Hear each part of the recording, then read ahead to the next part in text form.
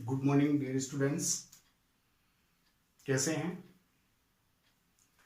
कल के वीडियो में हमने पढ़ा था उपमा अलंकार, और उपमा अलंकार के साथ साथ उपमा अलंकार के जो भेद थे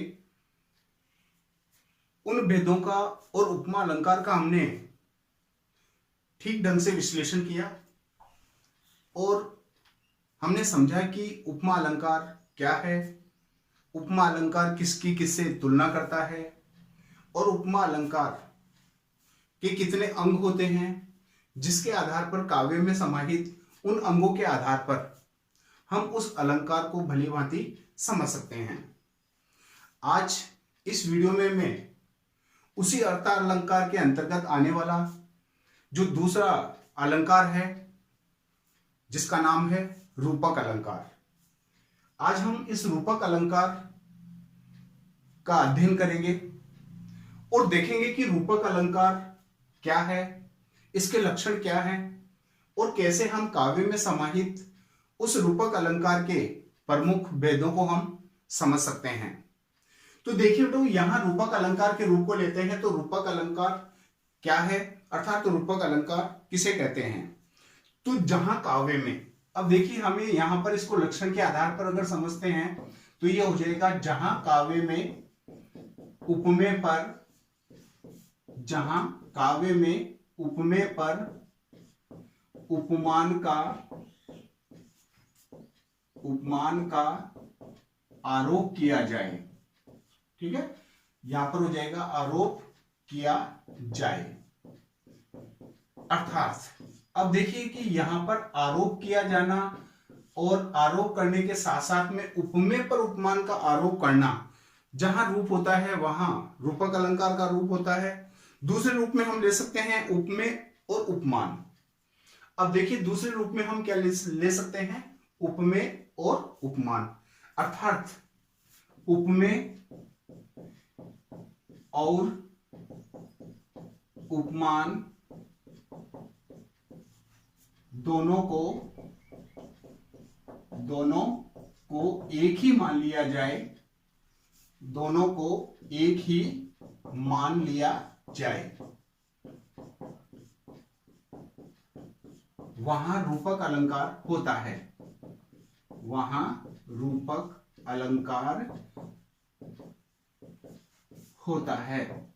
अब यहां पर देखिए कि रूपक अलंकार के अगर आधार को लेते हैं तो यहां पर क्या कह रहा है, यानी कि लक्षण हमारे को क्या बता रहा है कि जहां काव्य में उपमेय पर उपमान का आरोप। अब आपने पिछले अलंकार में पढ़ा होगा और आपने देखा था कि उपमेय क्या है और उपमान क्या है। तो उपमेय क्या है?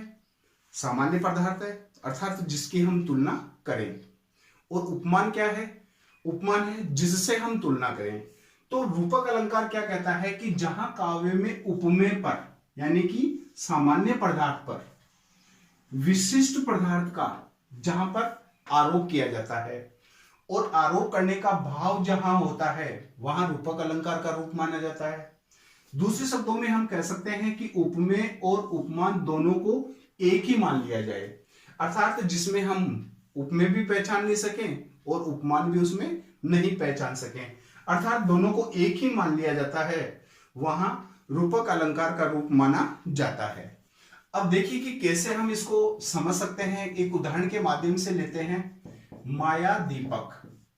अब यहां पर देखिए इस उदाहरण को अच्छी तरह आप देखिए बेटा। माया दीपक नर पतंग, नर पतंग, फिर है भ्रमी भ्रमी।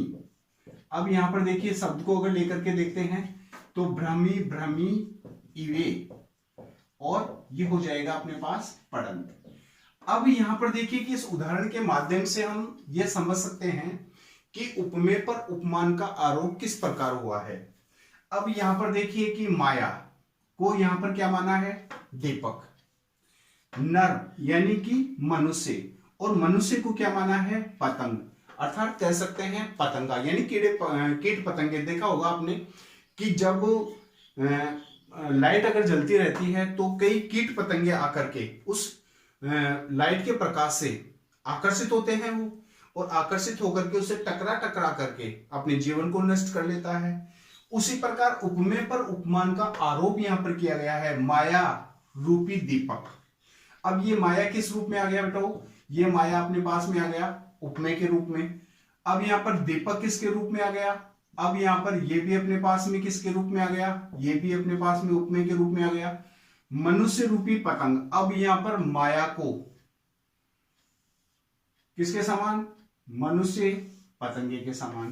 तो एक यहां पर उपमेय के रूप में काम कर रहा है, तो दूसरा यहां पर उपमान के रूप में काम कर रहा है। अर्थात उपमेय और उपमान दोनों का यहां पर अभेद रूप से आरोप किया जा रहा है, दोनों को एक ही मान लिया जा रहा है।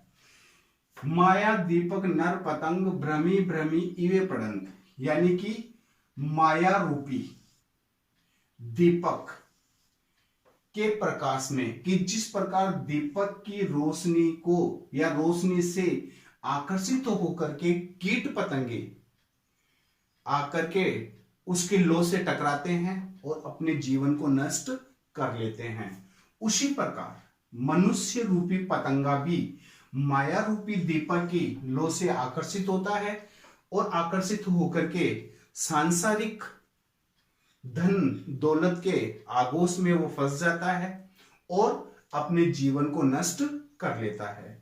इसका मतलब यहां पर उपमेय पर उपमान का अभेद रूप से आरोप किया गया है। दूसरे उदाहरण से देखिए कि हम इसको समझ सकते हैं। चरण सरोज, चरण सरोज पखारन, पखारन लागा। अब यहां पर देखिए बेटो किसका आरोप किस पर है?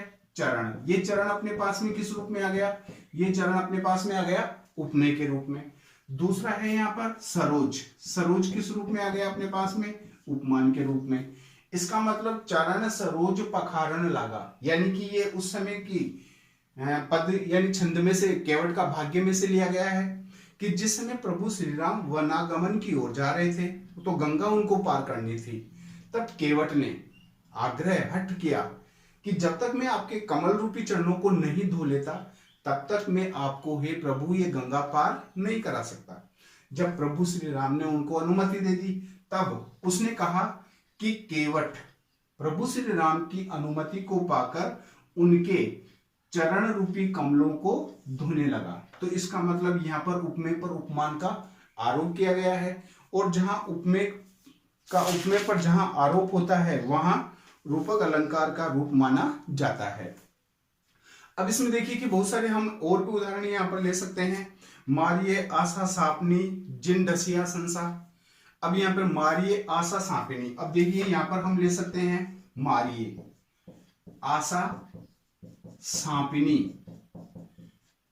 सांपनी जिन डसिया संसार, जिन डसिया संसार। अब देखिए कि यहां पर आरोप के अगर रूप को लेकर के देखते हैं तो यहां पर क्या हो गया? मारिये आशा सांपिनी। अब यहां पर देखिए कि आशा और सांपिनी, यानी कि ये है यहां पर आशा किस रूप में आ गया? ये उपमेय के रूप में आ गया। सांपिनी यहां पर किस रूप में आ गया? उपमान के रूप में आ गया। इसका मतलब यहां पर उपमेय पर उपमान का आरोप किया जाता है, अर्थात उपमेय और उपमान दोनों को एक ही मान लिया जाता है, वहां पर रूपक अलंकार का रूप माना जाता है।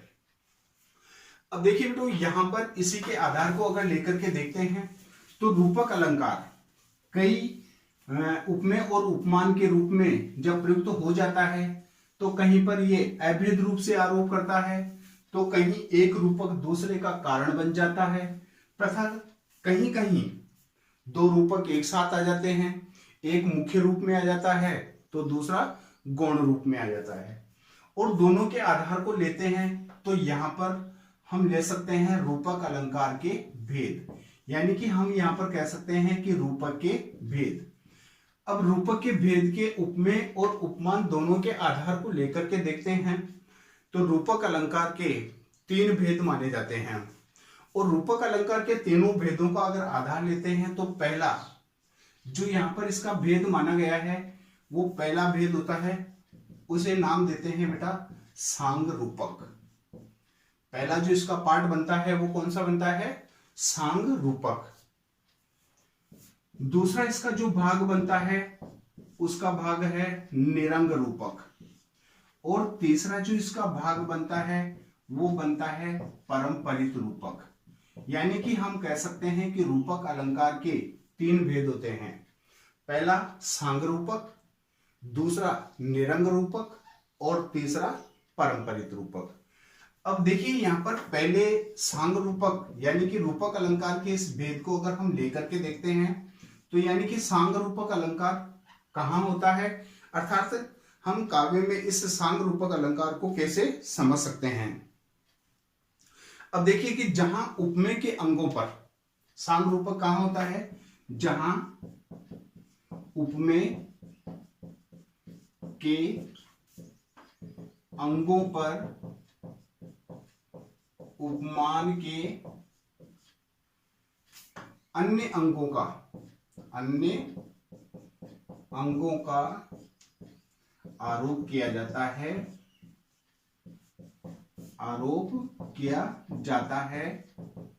उसे सांग रूपक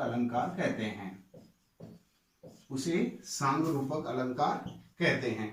अब देखिए यहां पर इसके लक्षणों के आधार पर अगर हम पहचान सकते हैं कि जहां उपमेय के अंगों पर, अब यहां पर देखिए उपमेय आप समझ रहे हैं कि जहां उपमेय के अंगों पर उपमान के अन्य अंगों का आरोप किया जाता है। अब अन्य अंगों का जहां आरोप किया जाता है वहां सांग रूपक अलंकार का रूप माना जाता है।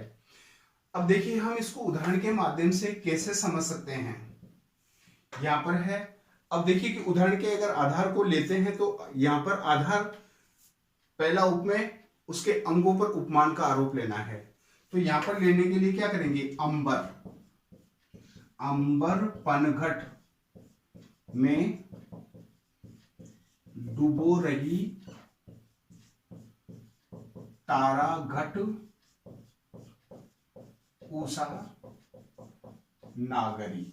अब देखिए बेटो यहां रूप को अगर लेकर के देखते हैं तो उपमेय के अंगों पर उपमान के अन्य अंगों का आरोप जहां किया जा रहा है उसे सांग रूपक अलंकार का रूप हम कह सकते हैं। अब यहां पर देखिए कि अंबर और दूसरा है पनघट, उसके बाद में है तारा और फिर है घट। तो उपमेय के अंगों पर उपमान का आरोप है, तो ये तो अपने पास में किस रूप में आ गया, उपमेय। अंबर का मतलब यहां पर ये अपने पास में किस रूप में आ गया, तो ये अपने पास में आ गया उपमेय के रूप में। अब पनघट ये किस रूप में आ गया, ये अपने पास में आ गया उपमान के रूप में।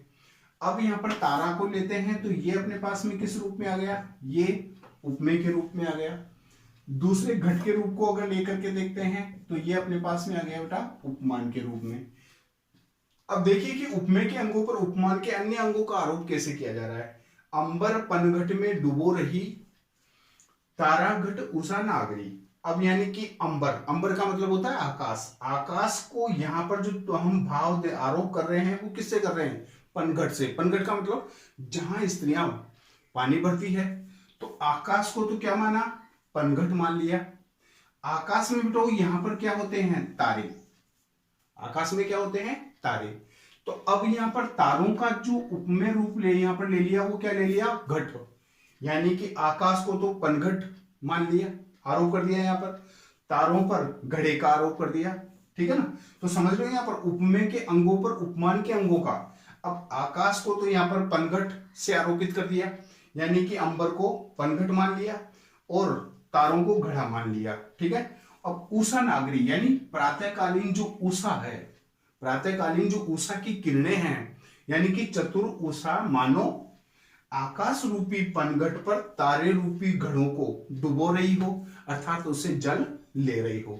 तो ऐसा जहां उपमेय के अंगों पर उपमान के अन्य अंगों का जहां आरोप होता है वहां सांग रूपक अलंकार का रूप माना जाता है। दूसरा देखिए तो यहां पर इस रूपक अलंकार का जो भाग होता है वो होता है अपने पास में निरंग रूपक। अब निरंग रूपक के अगर आधार को लेते हैं तो निरंग रूपक क्या होता है, निरंग रूपक होता है शुद्ध रूपक। इसका जो दूसरा भाग होता है वो है निरंग रूपक।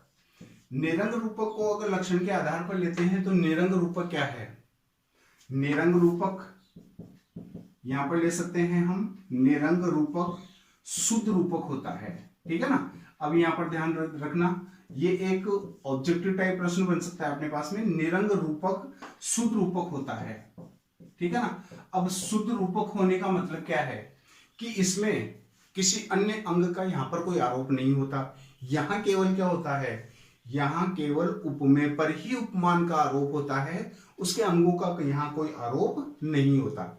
इसलिए ये निरंग रूपक क्या हो गया बेटा, शुद्ध रूपक हो गया। जैसे हमने अभी पहले पढ़ा था सांग रूपक।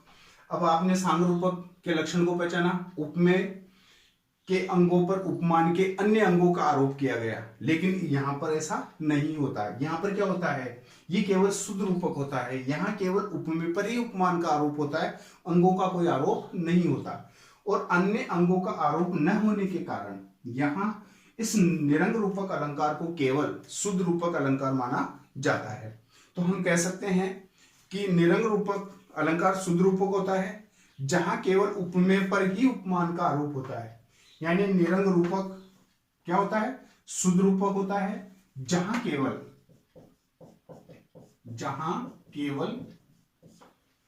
उपमेय पर ही, अब इसका ध्यान रखना, जहां केवल उपमेय पर ही उपमान का आरोप होता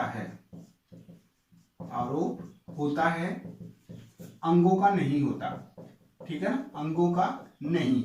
इसका मतलब देखिए आसानी से आप समझ गए होंगे कि इसे शुद्ध रूपक क्यों कहा गया है। इसको शुद्ध रूपक इसलिए कहा गया है क्योंकि इसमें केवल उपमेय पर ही उपमान का आरोप होता है, अंगों का यहां पर कोई आरोप नहीं होता। जैसे अवदेश के बालक चारी सदा। अब देखिए हम इसको उदाहरण के माध्यम से समझ सकते हैं। अवदेश के बालक चारी सदा तुलसी मन मंदिर में बिहरे, तुलसी मन मंदिर में बिहरे। अब देखिए बेटो यहां पर हम इसके आधार को ले सकते हैं। दूसरा यहां पर एक देखिए इस रूपक अलंकार के अंतर्गत क्या होता है, यहां पर उपमेय और उपमान दोनों शब्दों के बीच में एक योजक चिन्ह होता है। वो निश्चित रूप से रूपक अलंकार जहां पर भी होता है उन दोनों के बीच में योजक चिन्ह, उपमेय और उपमान दोनों शब्दों के बीच में योजक चिन्ह का अवश्य प्रयोग होता है। अब देखिए अवदेश के बालक चाली सदा तुलसी मन मंदिर में बिहरे। अब यहां पर देखिए कि इसको शुद्ध रूपक माना गया है। क्यों माना गया है, मन ये केवल क्या है तो यहां केवल ये उपमेय है। मन क्या है यहां पर, केवल उपमेय। और मंदिर यानी कि ये आरोप हो रहा है, ये किस पर हो रहा है, उपमान पर, यानी कि उपमेय पर ही उपमान का आरोप हो रहा है, उसके अंगों का कोई आरोप नहीं हो रहा। जैसे अवदेश के बालक चारी सदा, अवदेश अयोध्या की या राजा दशरथ की, ठीक है। अवदेश के बालक चारी सदा यानी अयोध्या के अर्थात राजा दशरथ के चारों बालक हमेशा तुलसी मन मंदिर में बिहरे। गोस्वामी तुलसीदास कहते हैं कि वो तो मेरे मन रूपी मंदिर में ही निवास करते हैं। अब यहां पर देखिए बेटो मन को क्या मान लिया, यहाँ मन को यहां मान लिया मंदिर, ठीक है। तो मन यहां पर उपमेय का रूप हो गया और मंदिर यहां उपमान का रूप हो गया। इसका मतलब उपमेय पर ही उपमान का आरोप किया गया है, इसलिए यहां इस रूपक अलंकार को शुद्ध रूपक अर्थात निरंग रूपक अलंकार को शुद्ध रूपक अलंकार की यहां पर संज्ञा दी गई है। अब यहां पर देखिए कि इसी अलंकार के तीसरे भेद को अगर हम लेकर के देखते हैं तो तीसरा भेद है यहां पर अपने पास में, और वो तीसरा पार्ट है पारंपरिक रूपक, ठीक है। अब पारंपरिक रूपक के अंतर्गत क्या होता है, अब देखिए तीसरा भाग है वो है अपने पास में पारंपरिक रूपक। ये पारंपरिक रूपक क्या करता है, दोनों अलंकारों से थोड़ा भिन्न है, क्योंकि यहां पर उपमेय पर उपमान का आरोप तो होता है, लेकिन यहां पर क्या होते हैं, दो रूपक एक साथ चलते हैं, एक मुख्य रूप में चलता है तो दूसरा गौण रूप में चलता है। अब मुख्य रूप में चलने का मतलब क्या है, यानी कि एक जो यहाँ पर अलंकार होगा वो तो मुख्य होगा और उस पर आधारित होंगे फिर, ठीक है ना। तो वो किस रूप में आ गया, आधारित होने वाले जो यहाँ पर रूपक होंगे वो किस रूप में आ गए, गौण रूप में आ गए। तो यहाँ पर हम पारंपरिक रूपक अलंकार को कैसे पहचान सकते हैं कि जहां एक रूपक दूसरे का रूपक का कारण हो। अब देखिए यहां पर हम ले सकते हैं कि जहां एक रूपक दूसरे का कारण हो, ठीक है ना। अब एक रूपक दूसरे का कारण हो अर्थात क्या हो, दो रूपक एक साथ आते हों, अर्थात दो रूपक, अब यहां पर ध्यान देना, अर्थात दो रूपक एक साथ आते हों,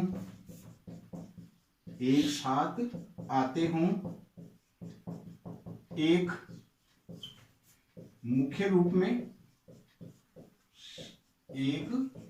रूप में तथा दूसरा गौण रूप में, वहां पारंपरिक रूपक अलंकार होता है,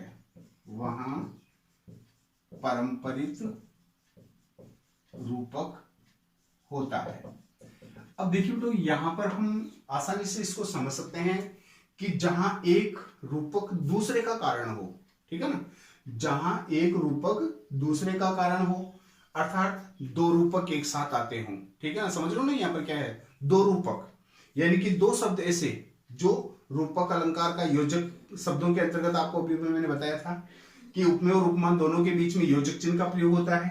तो दो रूपक एक साथ आते हों, एक मुख्य रूप में आ रहे हों और दूसरा गौण रूप में आ रहे हो, ठीक है ना, तो वहां पारंपरिक रूपक अलंकार का रूप माना जाता है। अब यहां पर देखिए कि एक रूपक दूसरे का कारण हो सकता है या दो रूपक जहां पर एक साथ आते हों।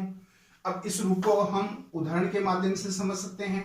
अब उदाहरण के माध्यम से अगर इसको लेते हैं तो ये हो जाएगा बढ़त संपत्ति सलील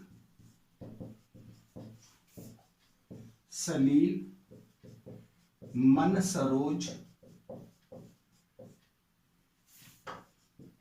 सरोज बढ़ी जाए। अब देखिए यहां पर इस एग्जाम्पल के आधार को अगर ले सकते हैं तो एक रूपक दूसरे का कारण है, ठीक है ना, जहां एक रूपक अगर दूसरे का कारण होता है तो वो कैसे पहचाने हम, बढ़त संपत्ति सलील। अब यहां पर देखिए कि संपत्ति सलील मन सरोज, ठीक है, बढ़ी जाए। अब इसका मतलब यहां पर ये एक रूपक है, ये दूसरे का कारण है, ये मुख्य रूप में आ गया, यानी कि हम इसको कह सकते हैं मुख्य रूपक। ये किस रूप में आ गया अपने पास में, ये आ गया मुख्य रूपक के रूप में। दूसरा है यहां पर मन सरोज।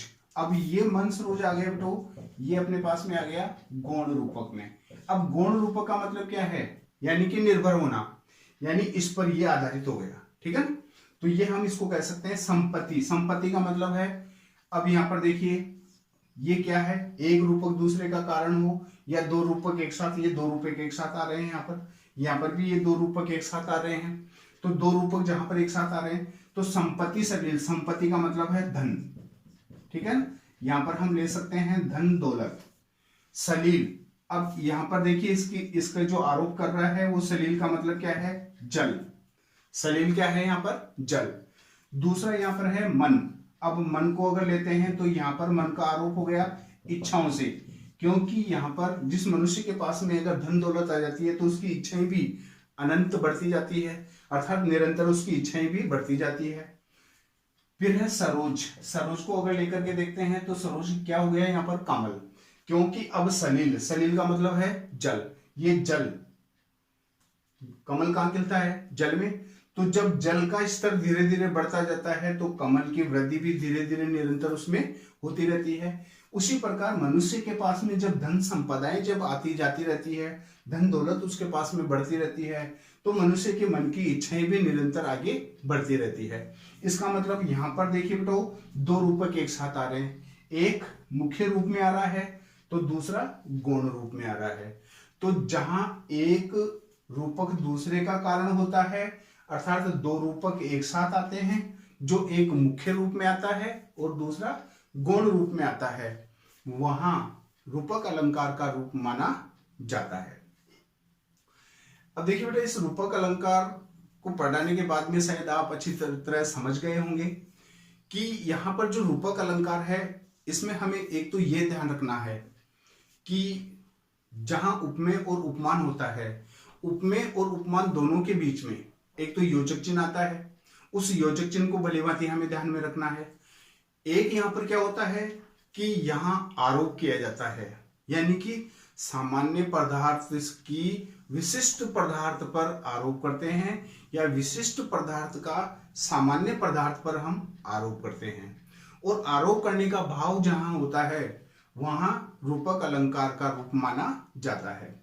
और इसी के को अगर आधार लेकर के देखते हैं तो उसी के भेदों के आधार पर इसके 3 पार्ट बन जाते हैं, सांग रूपक, निरंग रूपक, परंपरित रूपक। सांग रूपक क्या होता है ये आपको यहां पर बताया था कि सांग रूपक क्या है, निरंग रूपक क्या है और परंपरित रूपक क्या है। ठीक है, अब आगे की कक्षा में हम नेक्स्ट जो अलंकार लेकर के आपके समक्ष उपस्थित होंगे, और वो नेक्स्ट अपने पास में आगे जो अलंकार होगा जो अर्थालंकार के अंतर्गत आता है उत्प्रेक्षा, जो हम आगे के वीडियो में पढ़ेंगे। तब तक धन्यवाद।